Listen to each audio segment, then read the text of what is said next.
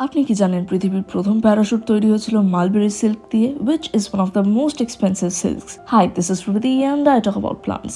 রেশম পোকারা কোকুন তৈরির জন্য মালবেরি পাতা খুবই পছন্দ করে এবং মালবেরি সিল্ক বা বম্বিক সিল্কের জন্য মালবেরি চাষের এই প্রথা যুগ যুগ ধরে চলে আসছে।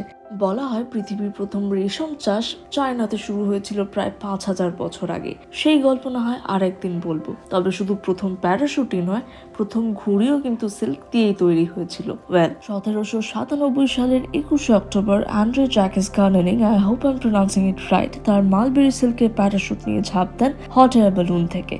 অলদো টেকনিক্যালি পৃথিবীর প্রথম প্যারাশুট এটা নয়, অ্যান্ড্রে প্রথম ফ্রেমলেস প্যারাশুট বানিয়েছিলেন ঠিকই, কিন্তু পৃথিবীর প্রথম প্যারাশুটে ছিল কাঠের ফ্রেম এবং লিনেন কাপড়।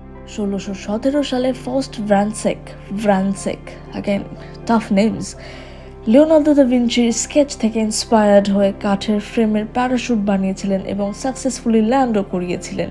উদ্দেশ্য ছিল যে কোনো বিল্ডিংয়ে আগুন লেগে গেলে মানুষ যেন ঝাঁপ দিয়ে প্রাণ বাঁচাতে পারে। এই প্রসঙ্গে বলে রাখি, লিওনার্দো দা ভিঞ্চির এরোডাইনামিক স্টাডি কিন্তু ভীষণভাবে নেচার থেকে ইন্সপায়ার্ড। তবে ফ্রেমলেস প্যারাশুট কিন্তু এর থেকে অনেক বেশি প্র্যাকটিক্যাল।